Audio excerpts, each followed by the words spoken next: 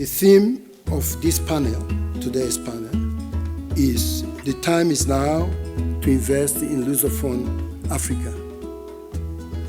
And for many reasons it is. As different as our 6 Lusophone countries are, our drive for reforms and investment is one of their common defining feature. Angola and Equatorial Guinea are implementing reforms to diversify their economies away from natural resources. And so Mozambique will soon do the same, or is doing the same, as is now poised to host massive investment in its gas reserves, and also is seeking out investors for the labor-intensive sectors like agribusiness and tourism. Cape Verde has created an ecosystem to support its private sector and even launched its own Cape Verde Investment Forum to attract new investors.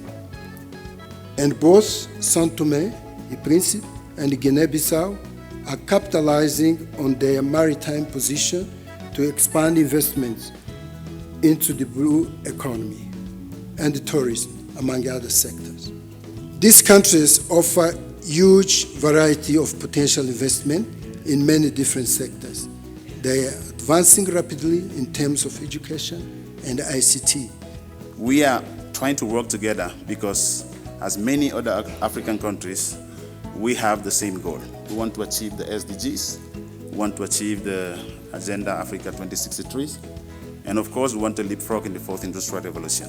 And the Lusophone Compact is here to address this need, to give these young guys, these kids, these women, these entrepreneurs the facility, the ability to be able to do business. The moment for Lusophone Africa is now, and this is the moment where we have to look at what is happening in those countries, what is changing, and what are the opportunities that we can all seize to support the development of those countries. The potential is there. Up to now, the incentives were, in Angola, were very focused to using the revenues from the oil sector to basically import. And Angola has 2 very different segments, which is the oil-linked companies and population, and the non-oil. And these two segments are very, very different. The government is fully committed to have a proper ecosystem to boost the economic diversification that the country needs. Of course, that investment with very high-tech capex are more than welcome, but the ones that will be very impacting and will make the difference in Angola are the ones in the agriculture or in the industrial areas. First and foremost, thank you very much.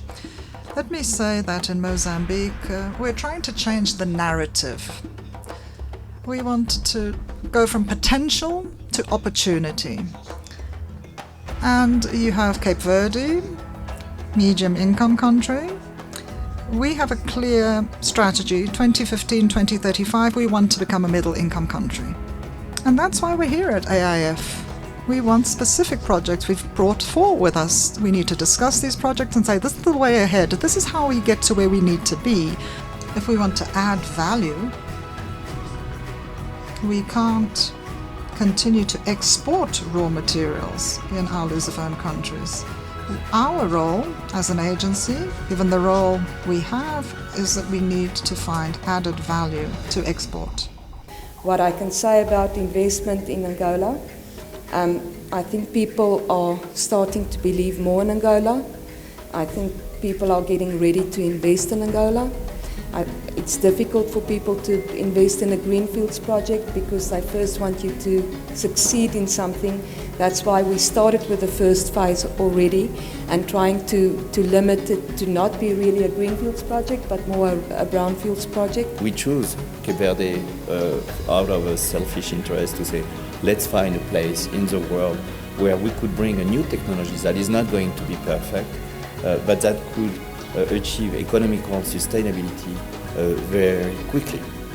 And that would be our way to convince investors that we have a case here to start developing our technology where you could make profit rather quickly, and then we can expand beyond Cape Verde.